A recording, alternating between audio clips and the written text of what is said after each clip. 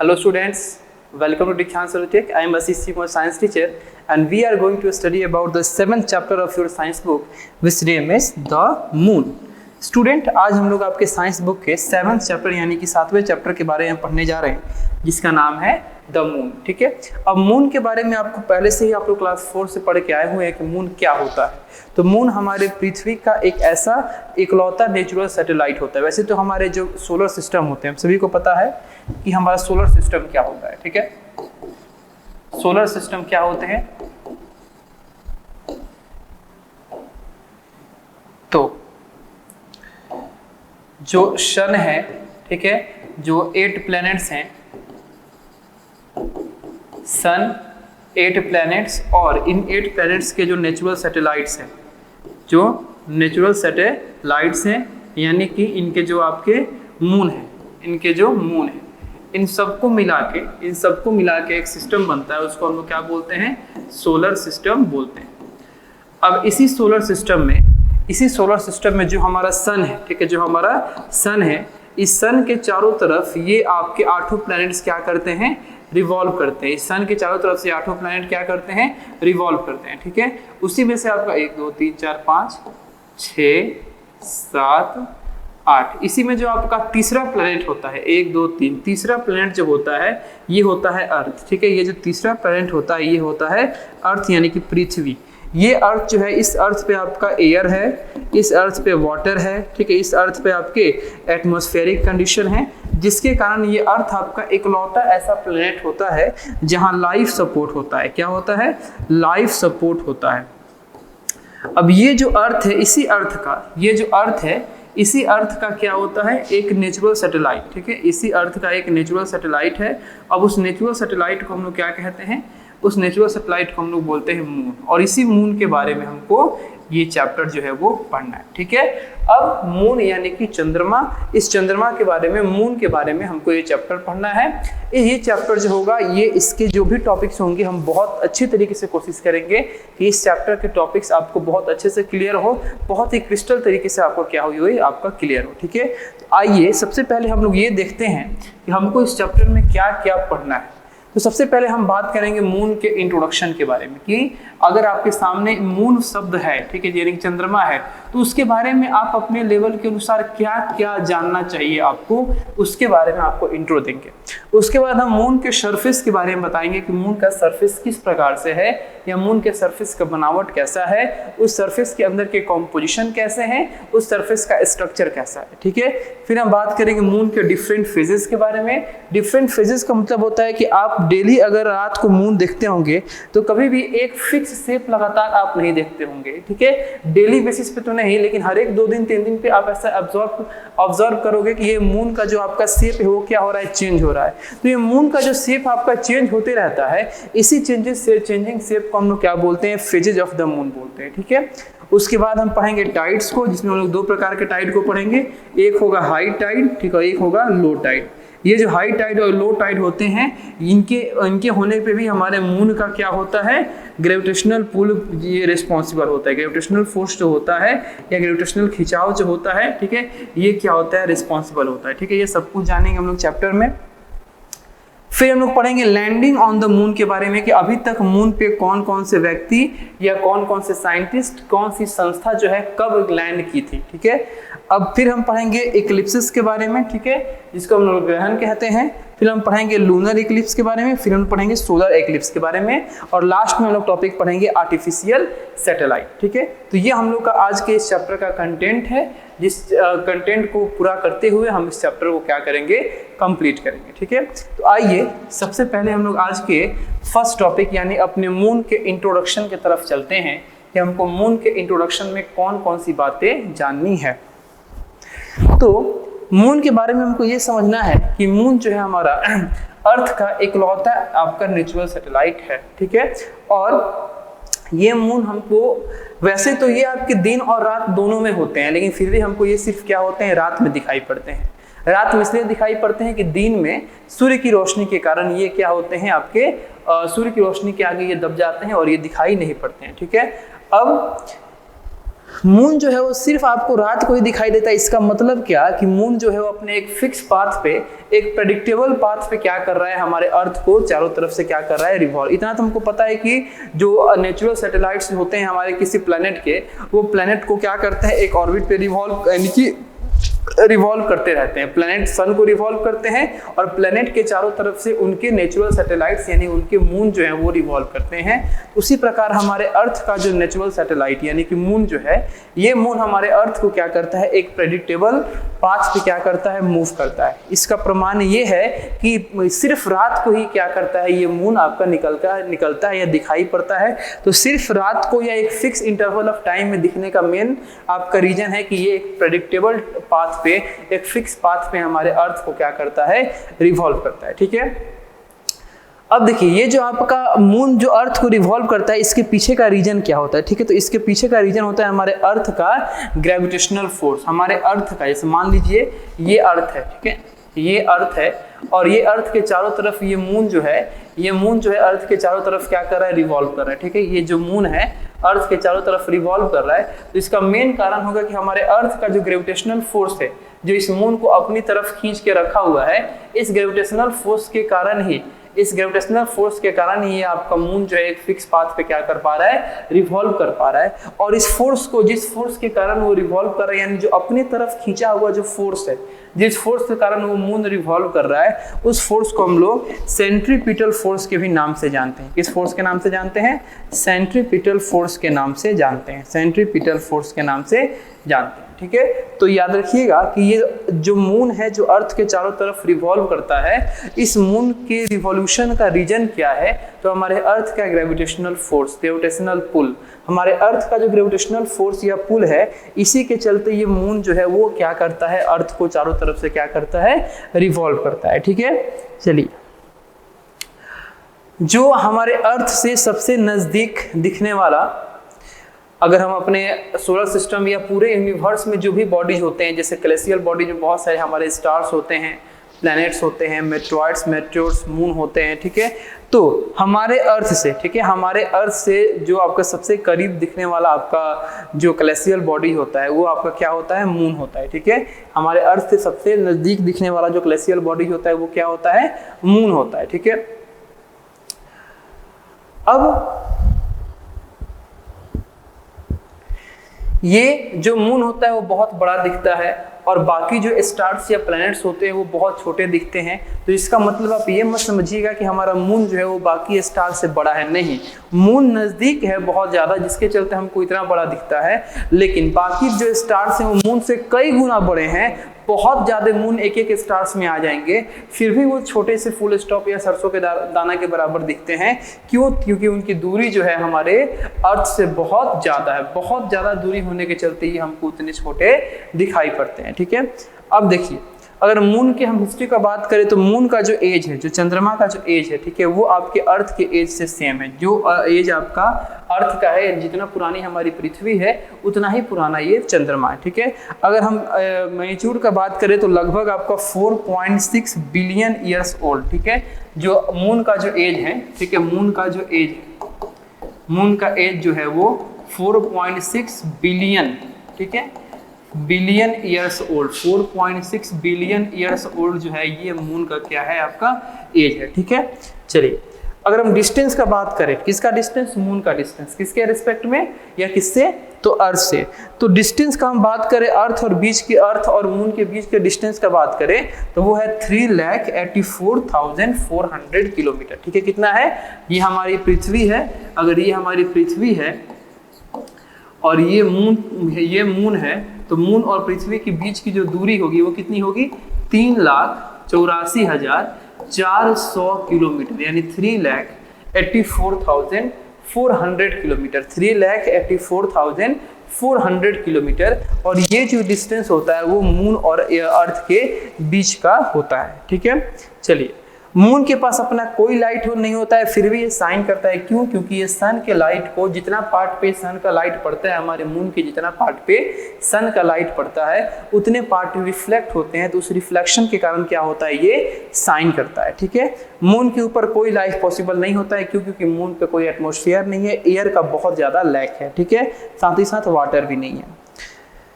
Moon के पास gravitational force होता है, यानी कि आप जो हमारे सैटेलाइट्स होते हैं, हमारे प्लैनेट्स होते हैं, सबके पास ग्रेविटी होता है, लेकिन ये ग्रेविटी का जो अमाउंट है वो कम ज़्यादा होता है। जैसे मान लीजिए कि हम बात करें मून के ग्रेविटी का, तो मून का जो साइज है हमारे अर्थ के साइज से बहुत छोटा है, तो मून का जो ग्रेविटी होता है हमारे अर्थ के ग्रेविटी से आपका 1/6 होता है, यानी 6 गुना कम होता है। हमारे अर्थ के ग्रेविटी से 1/6 यानी कि 6 गुना क्या होता है, कम होता है। ठीक है, इसलिए अगर आप अर्थ पे 6 मीटर जंप कर पा रहे हो, अगर आप अर्थ पे 1 मीटर जंप कर पा रहे हो, तो आप मून पे जाके 6 मीटर जंप कर सकते हो। ठीक है, यानी 1 मीटर अगर आप धरती पे कूद रहे हो, पृथ्वी पे कूद रहे हो, तो आप अगर मून पे चले जाओगे तो आप 6 मीटर जंप कर सकते हो। ठीक है, या अगर आपका वजन धरती पे जितना भी है, अगर आप मून पे चले जाओगे तो आपका वही वजन 6 गुना के 6 आपका 1 क्या हो जाएगा, 6 यानी कि बटे 6 हो जाएगा। जितना भी आपका वजन धरती पे होगा उसका बटे 6 हो जाएगा। कहाँ पे? आपके मून पे जाने। ठीक है, तो ये कुछ आपके डेफिनेशंस थे, ये कुछ आपके इंट्रोडक्शन थे किसके, मून की, कि मून आपका क्या होता है। ठीक है, चलिए हम बात करते हैं मून के सरफेस के बारे में, कि मून का सरफेस कैसा है। तो जो मून का सरफेस होता है वो रॉक से, यानी चट्टानों से और धूल मिट्टी से मिलकर बना होता है। ठीक है, जो मून का सरफेस होता है वो बहुत ही रफ होता है, प्लेन नहीं होता है, इवन नहीं होता है, अनइवन होता है। ठीक है, कहीं ह्यूज प्लेन्स होते हैं, यानी कहीं समतल भूमि होते हैं, कहीं पहाड़ होता है, कहीं गड्ढा होता है, कहीं वैलीज होते हैं, कहीं क्रैटर्स होते हैं। ये बहुत, क्रैटर्स मतलब बड़े बड़े गड्ढे, ये सब हमारे मून के सरफेस का फॉर्मेशन करते हैं। यानी सब मिला जुला के मून का जो सरफेस है ये आपका इस प्लेन नहीं होता है, ये अनइवन तरीके से, रफली तरीके से आपका डिजाइन किया हुआ होता है। अब हम बात करते हैं क्रैटर्स का, कि क्रैटर्स क्या होते हैं। तो क्रैटर्स बेसिकली आपके बड़े बड़े गड्ढे होते हैं। ये बनते कैसे हैं? तो craters are the deep holes that are formed by the meteoroids hitting the surface of the moon.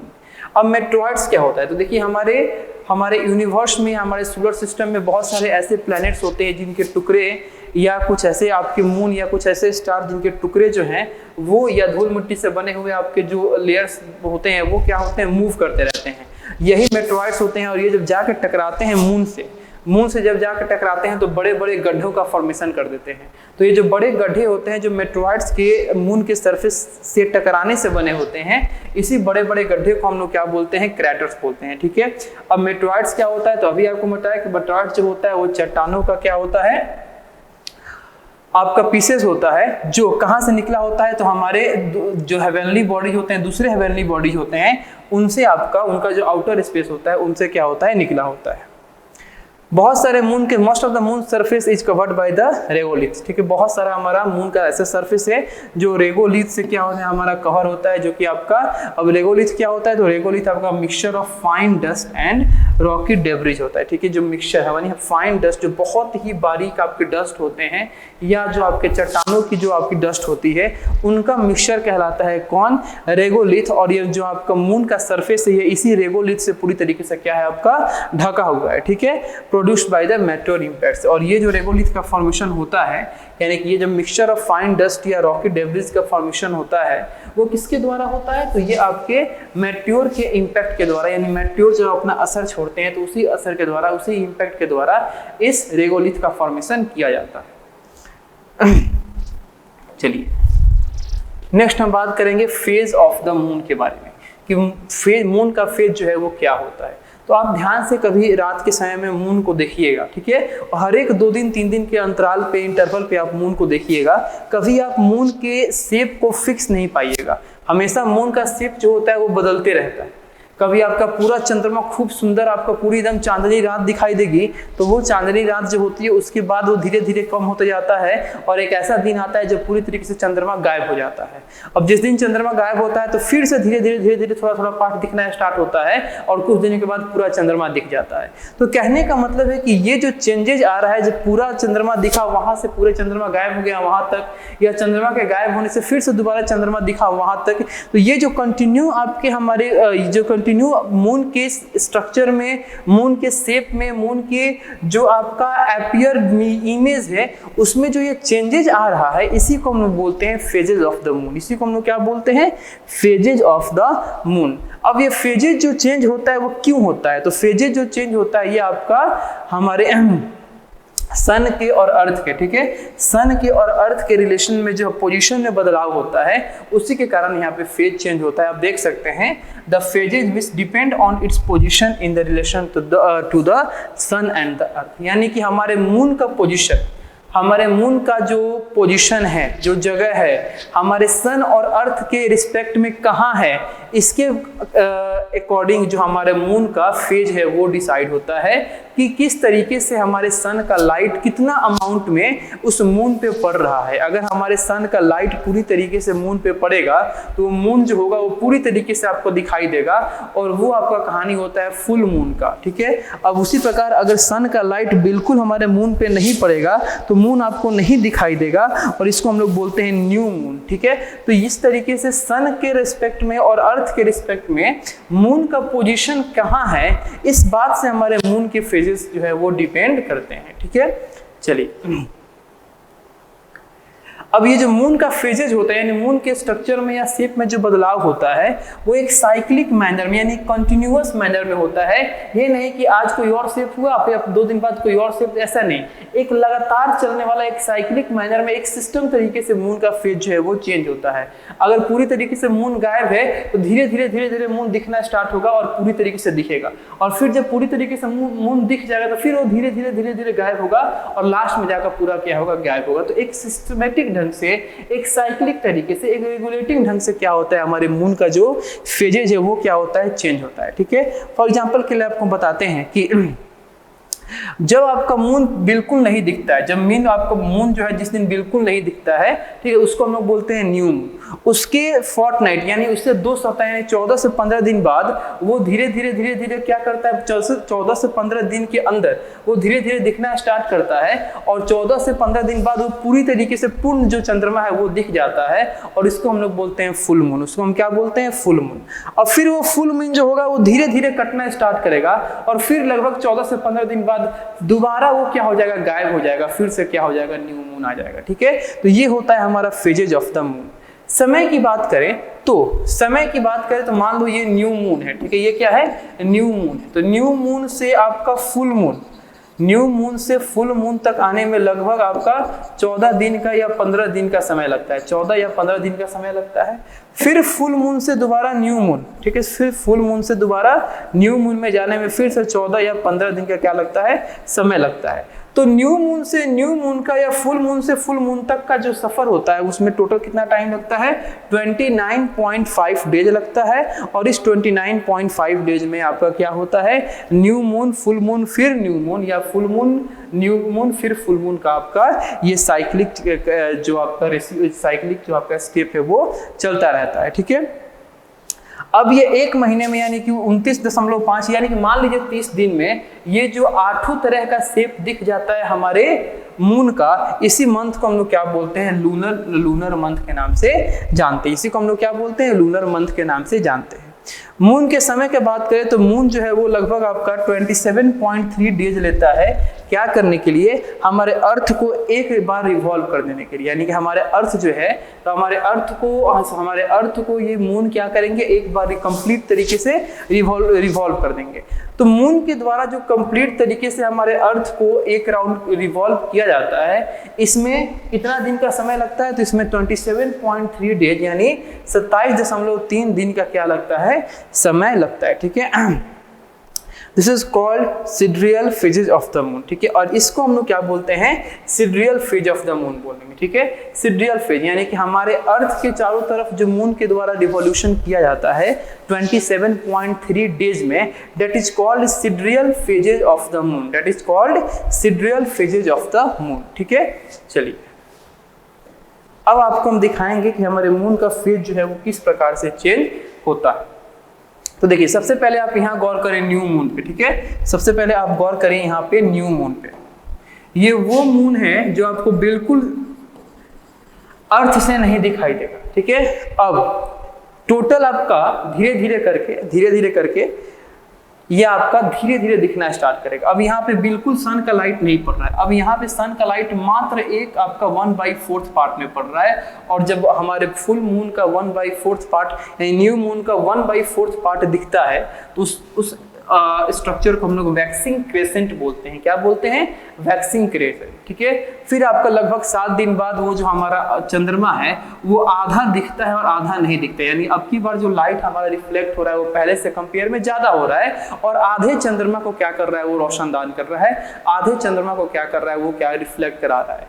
तो ये जो स्ट्रक्चर होता है जिसमें हमारा पूरा आधा चंद्रमा दिखता है उसको हम लोग क्या बोलते हैं? फर्स्ट क्वार्टर बोलते हैं। क्या बोलते हैं? First quarter. फिर नेक्स्ट है हमारा waxing Gibbs.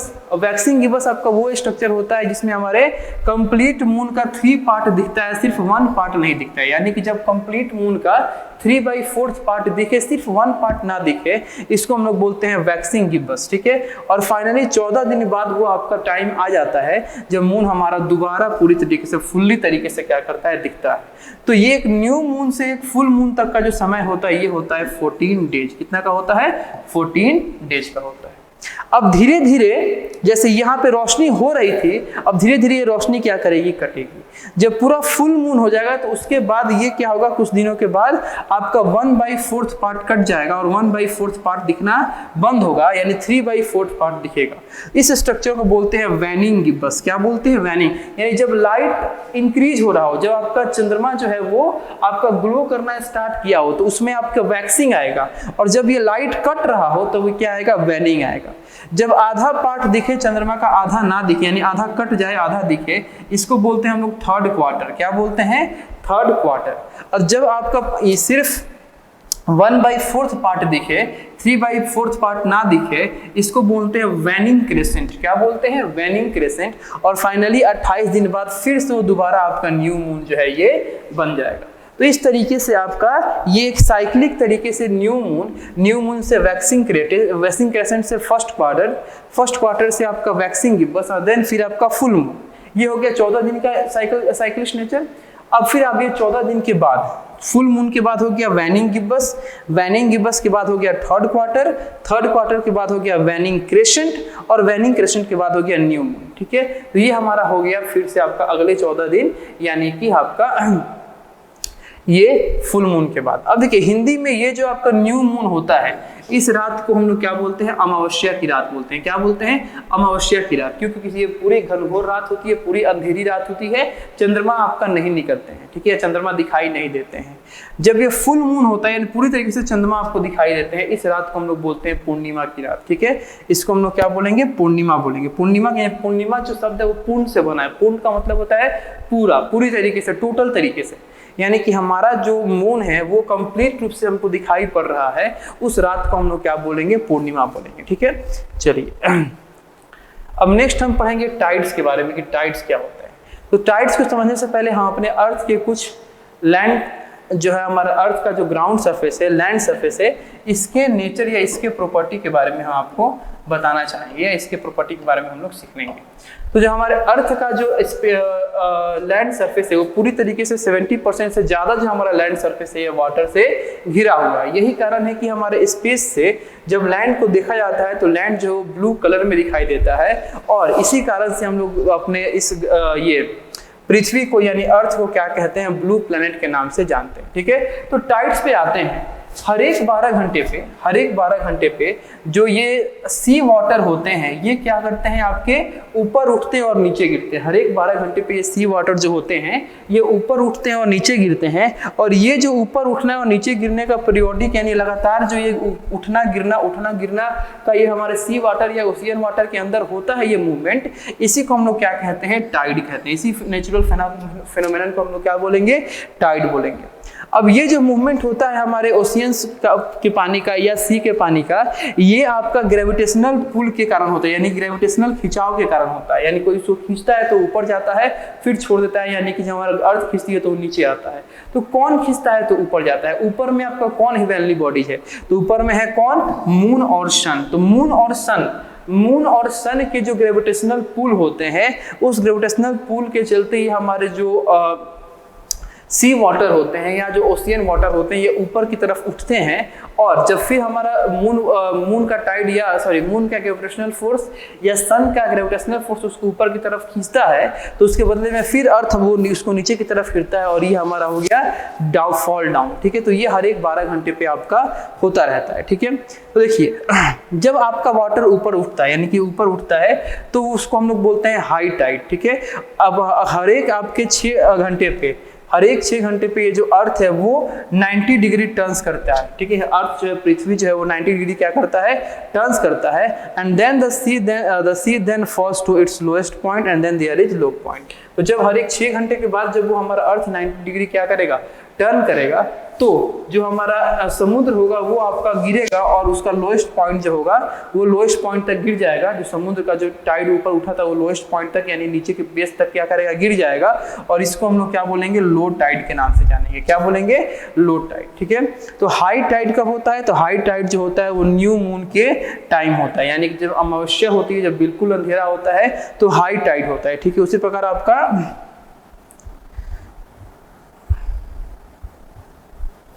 New moon and on full moon days. तो हाईएस्ट टाइड्स जो होते हैं यानी कि जो हाईएस्ट टाइड्स होते हैं वो न्यू मून के टाइम और फुल मून के टाइम दोनों करीब में आपका, यानी बीच में नहीं, न्यू मून का दिन जो हो या हाई मून ये आपका फुल मून का डेज हो, उस वक्त ये आपके हाईएस्ट टाइड्स आपको देखने को मिलते हैं। ठीक है, तो आप देख सकते हैं कि ये आपका फुल मून है, यहाँ पे आपका हाई टाइड शो कर रहा है, ये हमारी अर्थ है, अर्थ के ऊपर का वाटर है, वाटर जो है वो क्या कर रहा है, अर्थ की सरफेस को छोड़ के बहुत ऊंचा आपका गया है, इधर भी आपका वो अर्थ की सरफेस को छोड़ के बहुत ऊंचा गया है। क्यों गया है, क्योंकि हमारा जो मून का ग्रेविटी है यानी ग्रेविटेशनल फोर्स है उसके खिंचाव के चलते ये गया है। ठीक है, और ये देखिए लो टाइड, ये आपका क्या है, लो टाइड है। इसके कंपेयर में ये डिस्टेंस और ये डिस्टेंस आप कंपेयर कर सकते हो, तो ये लो टाइड हो गया और ये दोनों तरफ क्या हो गया, हाई टाइड हो गया। ठीक है, चलिए अब नेक्स्ट हम बात करेंगे लैंडिंग ऑन द मून के बारे में, कि अभी तक चंद्रमा पे कौन कौन लैंड किया, कहाँ से थे, उनका नाम क्या था, कब गए, ठीक है, अभी है कि नहीं। ठीक है, तो इसको हम लोग लाइन बाय लाइन देखने का प्रयास करेंगे। तो ये मून जो होता है ये आपका एक ऐसा कैलेसियल बॉडी होता है जहाँ पे आपका ह्यूमन जो है वो पैर रख सकते हैं, यानी कि ह्यूमन जो है, मानव जो है वहाँ तक जा सकते हैं। कुछ अमेरिकन स्पेस क्राफ्ट, जैसे हमारा जो अमेरिकन स्पेस क्राफ्ट था जिसका नाम था अपोलो 11, इसको लॉन्च किया गया था। कहाँ से लॉन्च किया गया था, तो कैनेडी स्पेस सेंटर जो आपका फ्लोरिडा का यानी कि United state of America USA का जो कैनेडी स्पेस सेंटर है फ्लोरिडा में, उसको वहाँ से अपोलो 11 स्पेस क्राफ्ट को 16 जुलाई 1969 यानी 16 जुलाई 1969, ठीक है, 16 जुलाई 1969 में अपोलो 11 को लॉन्च किया जा रहा है। कहाँ के लिए लॉन्च किया जा रहा है, तो मार्स पे जाने के लिए, मून पे जाने के लिए लॉन्च किया जा रहा है। और कहां से लॉन्च किया जा रहा है, तो कैनेडी स्पेस क्राफ्ट सेंटर जो कि आपके यूएसए के फ्लोरिडा में आपका प्रेजेंट है, वहां से लॉन्च किया जा रहा है। ठीक है, अब वहां पे एस्ट्रोनॉट्स जो है वो कौन कौन है, तो 3 अमेरिकन एस्ट्रोनॉट्स थे। कौन कौन से, नील आर्मस्ट्रॉन्ग, एडविन एल्ड्रिन और माइकल कॉलिंस। ठीक है, Neil Armstrong, Edwin Aldrin and Michael Collins ये लैंड करते हैं मून पे। कब लैंड करते हैं, तो 4 दिन या 5 दिन बाद, यानी 21 जुलाई 1969, 21 जुलाई 1969, 16 जुलाई को क्या हुआ, इस स्पेस क्राफ्ट को लॉन्च किया गया।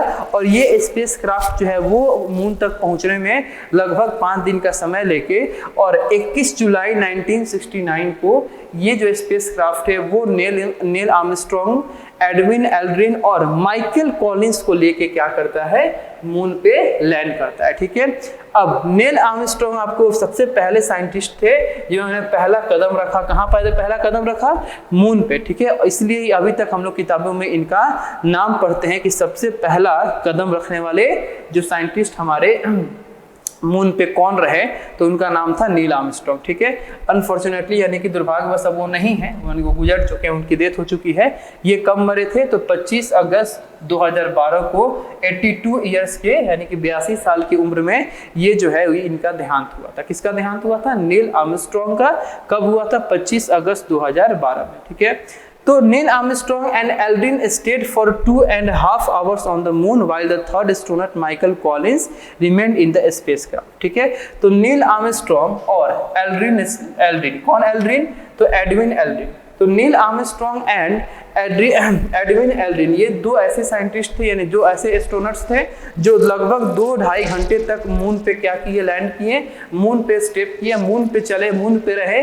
और जो तीसरे साइंटिस्ट थे जिनका नाम था आपका माइकल कॉलिंस, तो ये जो माइकल कॉलिंस थे वो कहाँ थे, स्पेस क्राफ्ट में ही थे। ठीक है, तो ये 3 आदमी हैं, आप देख सकते हैं, आप अपने बुक में भी देख सकते हैं, कोई दिक्कत नहीं है। चलिए, तो लैंडिंग ऑन द मून के बाद हम बात करेंगे एक्लिप्सिस के बारे में कि एक्लिप्स जो होते हैं वो क्या होते हैं। तो एक्लिप्सिस के बारे में बात करते हैं। तो एक्लिप्सिस को समझने से पहले, यानी ग्रहण को समझने से पहले थोड़ा सा हम लोग फिजिक्स का एक कंसेप्ट जानेंगे, साइंस का एक कंसेप्ट जानेंगे। क्या ओपेक ऑब्जेक्ट क्या होता है? तो ओपेक ऑब्जेक्ट आपका एक ऐसा ऑब्जेक्ट होता है जो अपने बॉडी के थ्रू लाइट को पास नहीं करता है, अलाउ नहीं करता है आर पार होने के लिए। तो ओपेक ऑब्जेक्ट पे जब लाइट टकराती है तो वो लाइट क्या करती है, उसी ओपेक ऑब्जेक्ट का ये शैडो फॉर्म कर देती है। कहाँ फॉर्म कर देती है? तो उस ओपेक ऑब्जेक्ट जैसे लाइट आ रहा है उसके अपोजिट डायरेक्शन में क्या होता है, शैडो का फॉर्मेशन होता है। ठीक है, ये साइंस का कुछ कंसेप्ट है। अब वो शैडो जो है जो अपोजिट डायरेक्शन में फॉर्म होता है, तो उस शैडो का जो साइज होता है या उस शैडो का जो शेप होता है, ये डिपेंड करता है कुछ बातों पे। डिपेंड करता है कि जो हमारा जहाँ से लाइट आ रही है, यानी जहाँ से लाइट आ रही है उसका पोजीशन कहाँ है, यानी कि लाइट आने का पॉइंट, जगह जो है वो कहाँ है। साथ ही साथ लाइट जहाँ से आ रही है उसके और ऑब्जेक्ट यानी ओपेक ऑब्जेक्ट के बीच में डिस्टेंस कितना है। ठीक है, डिस्टेंस कितना है और जो ओपेक ऑब्जेक्ट है उसका शेप कैसा है। तो ये 3 ऐसी बातें हैं जिसके ऊपर जो शैडो बनता है वो शैडो का शेप और शैडो का साइज डिपेंड करता है।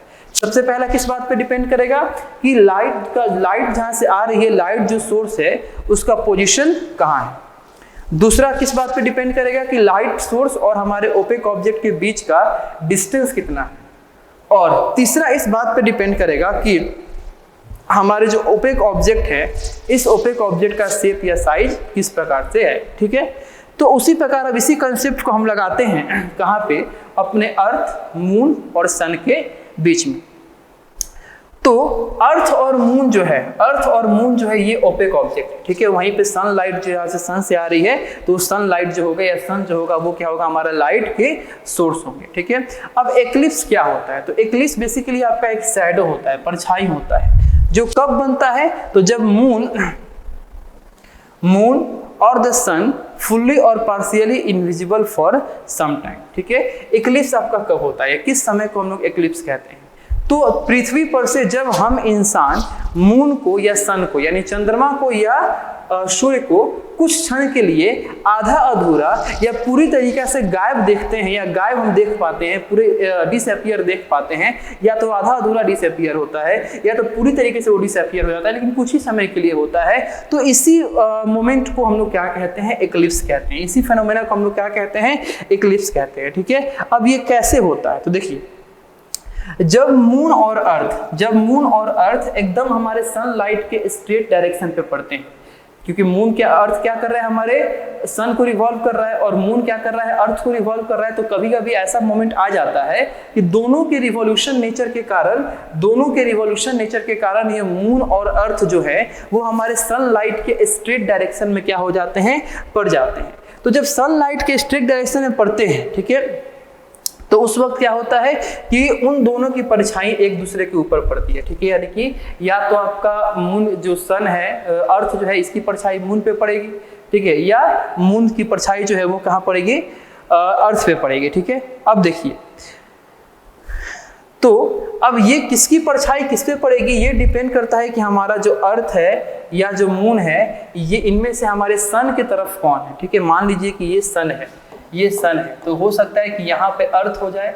ठीक है, या हो सकता है कि यहाँ पे क्या हो जाए, मून हो जाए। ठीक है, तो इस बात पे, यानी कि अर्थ की परछाई मून पे पड़ेगी या मून की परछाई अर्थ पे पड़ेगी, ये इस बात पे डिपेंड करता है कि हमारा सन के पास कौन सा आपका हेवनली बॉडी है, अर्थ है कि मून है। ठीक है, तो इसके बारे में हम बात करेंगे। तो ये जो एक्लिप्स होता है, यानी कि शैडो का जो फॉर्मेशन होता है, ये 2 प्रकार का होता है। एक होता है आपका लूनर एक्लिप्स, लूनर एक्लिप्स, और दूसरा होता है सोलर एक्लिप्स। ठीक है, लूनर एंड सोलर एक्लिप्स होता है।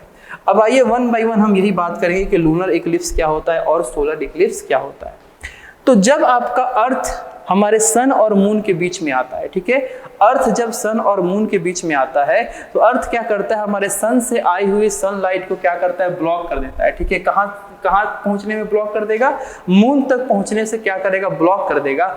और अपना खुद का इमेज जो है, अपना खुद का शैडो जो है, शैडो वो कहाँ बना देगा, मून पे बना देगा।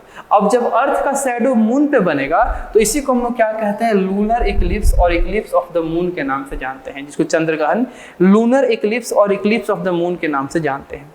एक ये लूनर इक्लिप्स जो होता है, हो सकता है कि पार्शियल हो, यानी कुछ ही पार्ट आपका मून का पार्ट ना दिखाई दे, या आपका टोटल हो। टोटल का मतलब कि मून जो है वो कंप्लीटली छुप जाए, मून जो है, चंद्रमा जो है कंप्लीट रूप से आपको ना दिखाई दे, कंप्लीटली छुप जाए, ठीक है। अब and it occurs only on a full moon night. ये जो आपका लूनर इक्लिप्स होता है, ये कब होता है, जब फुल मून नाइट होता है, यानी जब आपका पूर्णिमा की रात होती है, उसी रात में ये आपका लूनर इक्लिप्स आपको देखने को मिलता है। अब ये लूनर इक्लिप्स आपको अच्छे तरीके से आपकी आंखों से दिख सकते हैं, आप इसको या देख सकते हैं। हर एक साल कम से कम 2 लूनर इक्लिप्स जो है ये हमको हमारे एटमॉस्फेयर में देखने को मिलता है। देखिए ये सन है, ये सन से लाइट आ रहा है, ये सन से क्या आ रहा है, लाइट। अब ये मून है और मून और सन के बीच में कौन आ गया, अर्थ। अब अर्थ क्या कर रहा है, इस सन से आई हुई लाइट को पूरी तरीके से ब्लॉक करता रहा है। और अर्थ है कैसा, तो ओपेक ऑब्जेक्ट है। तो ओपेक ऑब्जेक्ट का नेचर होता है कि अगर वो लाइट को रोकता है तो दूसरी तरफ अपना इमेज, अपना शैडो बना लेता है, ठीक है। तो इधर से लाइट आ रही है तो ये अर्थ क्या करेगा, दूसरी तरफ यानी मून पे अपना क्या करेगा, शैडो बना लेगा, जिसके कारण मून का कुछ पार्ट ढक जाएगा या मून कंप्लीट रूप से ढक जाएगा। और इसी को हम लोग क्या कहते हैं, लूनर इक्लिप्स के नाम से जानते हैं, ठीक है, या इक्लिप्स ऑफ द मून के नाम से जानते हैं। नेक्स्ट बात करेंगे हम लोग किसका, सोलर इक्लिप्स, ठीक है।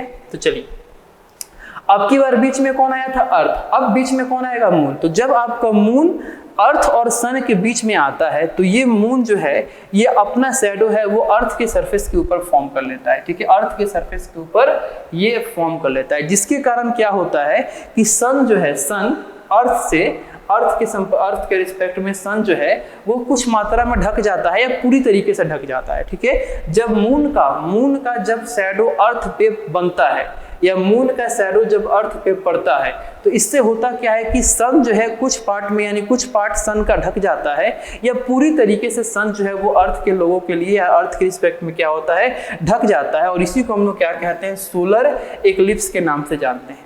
अब ये सोलर इक्लिप्स जो होता है ये आपका न्यू मून के डे में आपका होता है, बहुत कम ड्यूरेशन के लिए होता है, ये कुछ मिनटों के लिए ही सिर्फ होता है, ठीक है। अब सोलर इक्लिप्स जो होता है इसमें सन जो है या तो आपका कुछ ही पार्ट सन का दिखता है, कुछ पार्ट ढक जाता है, या टोटल तरीके से हमारा सन जो है वो कंप्लीटली क्या होता है, हाइड हो जाता है।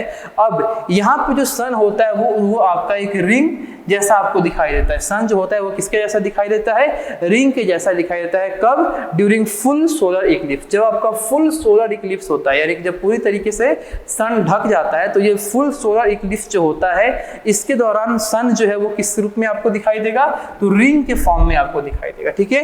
अब देखिए ये है सोलर इक्लिप्स। सोलर इक्लिप्स कैसे है, ये सन है और ये आपका अर्थ, और सन और अर्थ के बीच में कौन आ गया, मून। मून क्या कर रहा है, हमारे सन के लाइट को ब्लॉक कर दे रहा है, जिसके चलते इस मून का शैडो जो है वो अपोजिट डायरेक्शन में हमारे अर्थ पे बन जा रहा है। अब अर्थ पे बन रहा है तो अर्थ के लोगों के लिए, अर्थ के रिस्पेक्ट में हमारा सन जो है वो कुछ पार्ट के लिए ढक जाता है, या सन जो है वो कुछ पार्ट के लिए छुप जाता है, या पूरी तरीके से ये सन छुप जाता है। और इसी फिनोमेना को हम लोग क्या कहते हैं, तो सोलर इक्लिप्स के नाम से जानते हैं। इसी फिनोमेना को हम लोग क्या बोलेंगे, सोलर इक्लिप्स के नाम से जानेंगे, ठीक है। चलिए अब नेक्स्ट हम लोग बात करेंगे आर्टिफिशियल सैटेलाइट्स के बारे में कि आर्टिफिशियल सैटेलाइट्स क्या होते हैं। तो आर्टिफिशियल सैटेलाइट्स आपके मानव के द्वारा मैन मेड ऑब्जेक्ट होते हैं जो हमारे अर्थ को अपने ऑर्बिट पे क्या करते हैं, रिवॉल्व करते हैं, ठीक है।